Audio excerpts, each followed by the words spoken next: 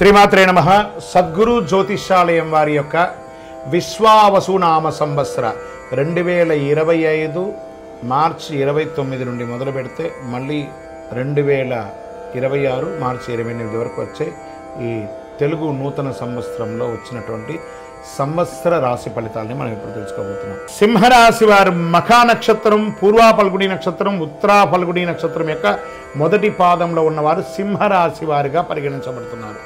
మీకు ఈ యొక్క విశ్వావసునామ సంవత్సరం శుభాశుభ ఫలితాలు ఎలా ఉన్నాయంటే, ఈ సంవత్సరం అంతా శని సప్తమ స్థానం అష్టమ రాశులు యందు సంచరించడంచే అనుకూలుడు కాదు. సింహరాశి వారికి ఇది కొంచెం రెడ్ బెల్ అని కూడా చెప్పచ్చు. జాగ్రత్తగా ఉండవలసినటువంటి సంవత్సరం. ఆరోగ్యపరంగా జాగ్రత్త తీసుకోవాలి. ఏదైనా శస్త్రచికిత్స అయ్యే అవకాశాలు మెండుగా ఉన్నాయి. లేదా ఒక్కసారి మీరు డాక్టర్ దగ్గరికి వెళ్ళి ఓవరాల్ మాస్టర్ చెకప్ ఒక్కసారి చేసుకోండి. ఫస్ట్ ఆరోగ్యం గురించి మాట్లాడుతున్నాను, జాగ్రత్తగా ఉండాలి. నెక్స్ట్ వ్యాపారస్తుల దగ్గరికి వస్తున్నా. ఈ వ్యాపారస్తులు కొత్త నిర్ణయాలు ఏ నిర్ణయాలు తీసుకోకండి, ఉన్నదే జాగ్రత్తగా కాపాడుకోండి. మీరు చేసే ప్రతి ప్రయత్నంలోనూ ఇబ్బంది కలిగే అవకాశాలు చాలా ఉన్నాయి. ఉద్యోగస్తులు మీరు ఎక్స్పెక్ట్ చేస్తున్నటువంటి ప్రమోషన్స్ రాకపోగా అపనిందలు అయ్యే అవకాశాలు బాగా కనబడుతున్నాయి.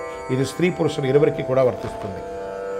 విద్యార్థులు చాలా కష్టపడాలి. రాజకీయ నాయకులకైతే ప్రజాక్షేత్రంలో చాలా అవమానాలు పొందే అవకాశాలు ఉన్నాయి. మీరు ఎప్పటి నుంచో ఎక్స్పెక్ట్ చేస్తున్నటువంటి నామినేట్ పదవులు కానీ ఇవన్నీ వచ్చే అవకాశాలు కాస్త చేజారిపోయే అవకాశాలు ఉన్నాయి. కోర్టు వ్యవహారంలో నెగిటివ్గా వచ్చే అవకాశాలు ఉన్నాయి. భార్యాభర్తల మధ్య సఖ్యత లోపం అవుతుంది. ఇవన్నీ కూడా చూసుకోండి. ఇక్కడ మార్గశిర శుక్లమందు గురువు దశమ వ్యయరాశులుగా సంచరిస్తున్నారు. వృత్తి ఉద్యోగ వ్యాపారాలందు తరచుగా చిక్కులు, ఆస్తి నష్టం ఇవన్నీ కూడా అయ్యే అవకాశాలు ఉన్నాయి. ధన వ్యయం విపరీతంగా అవుతుందని కూడా చెప్తున్నారు. గౌరవ నాశనం కూడా చెప్పడం జరుగుతుంది.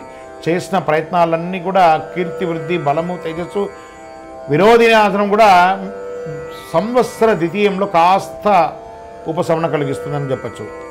రాహు సప్తమ అష్టమ రాశులతో, కేతు ద్వితీయ జన్మరాశులతో సంచరించే అకారణ కలహం, అపనిందలు ఇవన్నీ కూడా జరిగే అవకాశాలు ఉన్నాయి. వృధా వ్యయములు, వృధా వైరములు, తరచుగా ఇబ్బందులు, మాట అదుపు తక్కుతూ ఉండడము, ఆరోగ్యం చక్కగా ఉండకపోవడం, కలత్రంలో భార్యాభర్తల మధ్య కలత్రంలో కూడా విభేదాలు ఏర్పడే అవకాశాలు బాగా ఉన్నాయి.